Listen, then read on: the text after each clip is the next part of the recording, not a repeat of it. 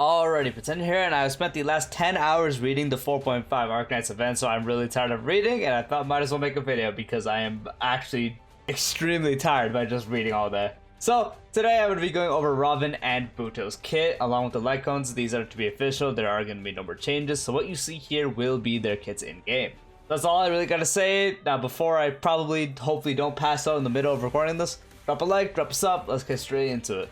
So Robn is a physical character following the path of harmony. Her basic attack deals physical damage equal to 100% of Robn's attack to a single enemy. Her skill increases damage dealt by all allies by 50%, lasting for 3 turns.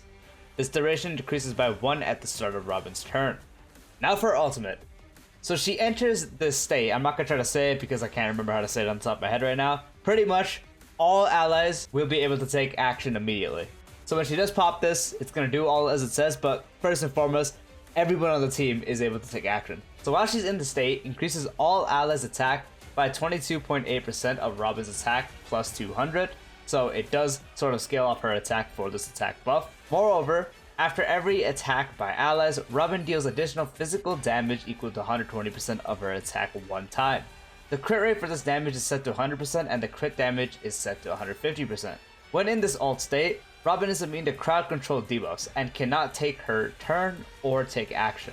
So again, while she's in the stage, she provides the buffs, but she herself can't attack or just do anything besides the additional damage dealt and obviously the make everyone else take action and give them a buff. A countdown appears on the action order bar. When the countdown's turn begins, Robn exits the state and immediately takes action. The countdown has its own fixed speed of 90.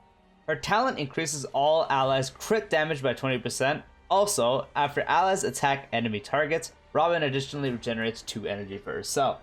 For her technique, after using her technique, creates a dimension around the character that lasts for 15 seconds. Enemies within this dimension will not attack Robn and will follow Robn while the dimension is active. After entering battle while the dimension is active, Robn regenerates 5 energy at the start of each wave. Only one dimension created by allies can exist at the same time. Now talking about her bonus abilities or bonus traces. Her first one, when using skill, additionally regenerates 5 energy. The second one, while in the state, all allies crit damage when launching follow-up attacks increased by 25%. And for the third one, when the battle begins, this character's action is advanced forward by 25%. For the bonuses you do get from the trace tree, I guess you can call it, she gets 28% attack, 18% HP, and 5 speed. Now talking about her Eidolons, her first one, while in the alt state, all allies, all type res pen increased by 24%. Second one, while in the alt state, all allies speed increases by 16%. The talent's energy regeneration effect additionally increases by 1. Her fourth Eidolon, when Robn uses her ultimate, dispels crowd control debuffs from all allies and increases the effect res of all allies by 50% while Robn is in the alt state. And for her sixth one, which practically makes her delete enemies, while in the alt state, the crit damage of the additional physical damage caused by the ultimate increases by 450%. The Moonless Midnight effect can be triggered up to 8 times.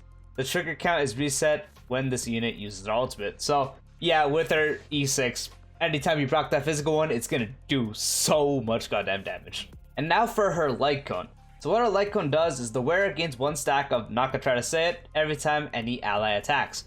Each stack of increases the wearer's energy regeneration rate by 3%, up to 5 stacks. When the wearer uses their ultimate, removes that, and gains that. I really just cannot figure out how to say these words right now, I'm sorry, I am so tired. Whatever that is, increases the wearer's attack by 48% and the team's damage dealt by 24%, lasting for 1 turn. So that is what her signature Lightcone does, it's going to be really good for her. So yeah, that is Robn's kit and Robn's Lightcone. So now finally talking about Boothill. So Boothill is also a physical character who follows the path of Hunt. His basic attack deals physical damage equal to 100% of Boothill's attack to a single enemy. Now for his skill. Make a targeted enemy and Boothill enter the standoff state. Boothill's basic attack becomes enhanced and he cannot use his skill, lasting for 2 turns. The remaining turn count reduces by 1 at the start of Boothill's turn. The enemy target in standoff becomes taunted. When the enemy target / Boothill receives an attack from the other, the damage they receive increases by 30% / 15%. After this target is defeated or becomes weakness broken, Boothill obtains 1 stack of pocket trick shot, then dispels standoff. This skill cannot regenerate energy. This turn will not end after using the skill. Now for the enhanced one, which is called Fanning the Hammer, deals physical damage equal to 220% of Boothill's attack to a single enemy target. The enhanced basic attack cannot recover skill points and can only target the current one enemy with standoff. His ultimate applies physical weakness to a target enemy, lasting for 2 turns, so yes, he applies physical on anyone that doesn't have it.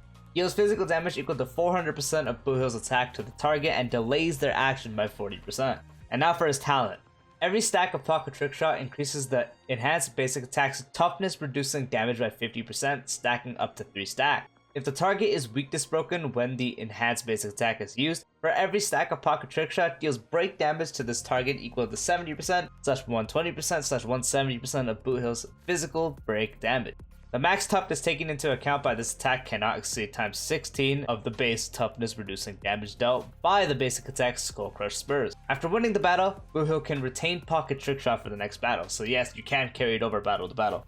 And now for his technique. After the technique is used, when using the skill for the first time in the next battle, adds physical weakness equal to the one applied by the ultimate to the target, lasting for 2 turns. So yes, with this technique, you can actually apply the physical weakness without using the ultimate. Now for his bonus traces, the first one, when obtaining Pocket Trick Shot and Standoff, regenerates 10 energy. This effect will also be triggered when obtaining Pocket Trick Shot stacks that exceed the max. Second one, decreases the damage this character receives from targets not in standoff by 30%, so if other things that are not in standoff attack you, you will take reduced damage. And now for his final one, increases this character's crit rate / crit damage. The amount increased is equal to 10% / 50% of break effect. Crit rate / crit damage can be increased by a max of 30% / 150%, which is actually crazy.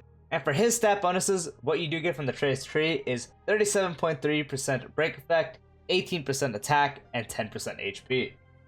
And now for his Eidolons. For his first Eidolon, at the start of the battle, obtain 1 stack of Pocket Trick Shot, allowing Boothill to deal damage that ignores 16% of enemies' target's defense. His second Eidolon, when obtaining Pocket Trick Shot in standoff, recovers 1 skill point and increases break effect by 30%, lasting for 2 turns. This effect cannot be triggered repeatedly in 1 turn and will be triggered when obtaining Pocket Trick Shot stacks that exceed the max. Fourth Eidolon, when the enemy target in standoff is attacked by Boothill, the damage they receive increases by 12%. When Boothill is attacked by an enemy target in standoff, the effect of receiving more damage is reduced by 12% on him.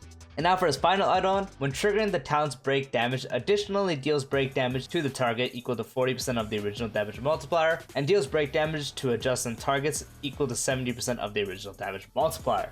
And now for Boothill's Lightcone. What it does is increases the wearer's break effect by 60% and break damage dealt by the wearer ignores 20% of the target's defense. When the wearer's break effect in battle is at 150% or greater, increases their speed by 12%. So yes, you get a 60% increase to break effect just like that. And then with break effect, you ignore their defense. And when you have 150% or higher break effect, which on him you definitely will, you just get a free 12% speed boost. So this Lightcone is also absolutely crazy for him. And so yeah, that is the kits and Lightcones for Robn and Boothill. Let me know if you guys are gonna be summoning. More importantly, let me know how your 4.5 Arknight summon go, because I'm honestly more interested in playing Arknights right now, so I've honestly just been doing that all day. I'm probably gonna pass out as I schedule this video, so yeah, peace.